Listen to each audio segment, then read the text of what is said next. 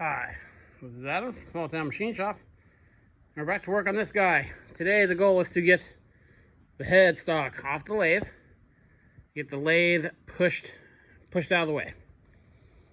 I know not a very huge goal for the day, but we get it done. Got cherry picker set up. I couldn't find, I lent this to someone and they lost one of the foot pegs. So thankfully, in that yard sale video, I got those bins. There's a bunch of tractor pins. I'll be using that guy in there. I'm going to be using a combination of straps and chains. I know the chains might rub something and scratch it. For the application we're doing, it will be fine. And this headstock is very oddly shaped. You know, it's almost like an oval with two squares on it. And everything's smooth. So what I'm going to do is I'm going to choke the headstock, or the that. I thought about running a strap through, but I think it's going to be awful tippy. So, and this headstock, I can tilt it with a small bar. I don't think it weighs all that much. I mean, it's heavy. So I'm going to choke it, try to get behind here on the casting.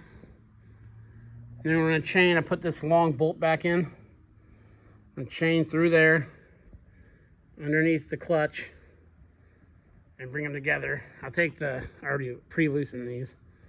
Not that this one's not already destroyed. I'll take those guys off. Because I need to start looking online to find replacements for these. Because I like the looks of them. So yeah, we get this strapped up. Then we're going to bar this guy forward. It's on custom bogies. So pivots right there. These are homemade, very adjustable. Besides the Big LeBlond, we moved every big lathe with these, and they've been awesome. It pivots when it comes off the trailer, just super, super awesome. So yeah, I'll get the weight off it and bar the thing forward, and we'll lower it down. And I'm not going to set it down. This arm right here is the clutch arm. As you see, it sits below the ways. So I'm going to block it up on the cherry picker overnight until we do some figuring on motor RPM, because the motor I'm putting on here has twice the RPM as the other one. Plus it was running through a counter shaft. So we have some math to do. Because I don't want a counter shaft in there. I want to belt the motor directly to the pulley, and then have this directly to the mill. And I had contemplated originally attaching this directly to the back of the mill with a pump coupler, you know, like trying to find, you guys know the two metal halves with the rubber part in it, for a pad mount pump. That would take any vibration or slight misalignment out of it. But it's gonna stick way out the back, and so I'm just gonna put it off to the side. Okay, I'm gonna get this strapped up, and I'll bring you back. Okay, we have successfully decapitated the lathe. So everything went nice and smooth. There's actually some shims underneath it.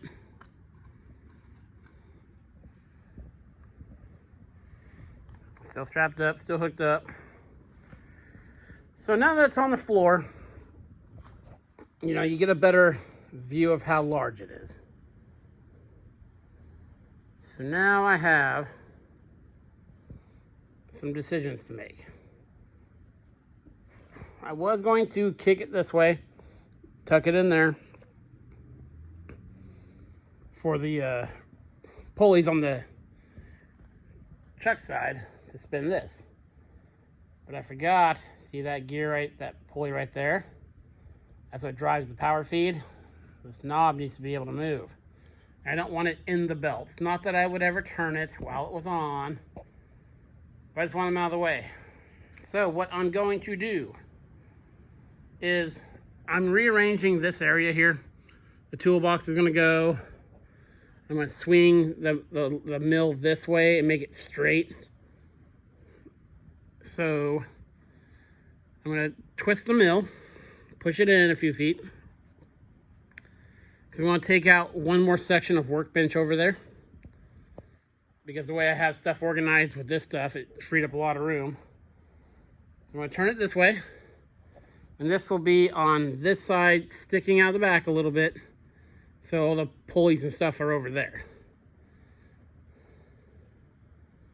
And that's how we're going to do it. That'll be nice and low to the ground. It won't be up. It won't be a, you know, head knocker. And I'll put guards and stuff around it. But I did some measurements. And from where I'm going to move this mill, it's not going to stick out any further than this. So I'll still have like 4 feet between this and the big LeBlanc. So that's what we'll do. I'll get this out more out of the way tomorrow, or today, tonight I mean. And tomorrow we will move some stuff, roll this guy. I guess we don't really need, we can do our mock-up in place, I guess. I'll probably roll it a little bit. We'll start doing our mock-up, and tomorrow we will do our calculations. So, yeah. But big step done today. Now we just gotta wheel it over there, throw some wood under it temporarily, and take some measurements and get this guy going. This is Adam from Small Town Machine Shop. Please comment, like, and subscribe, and thanks for watching.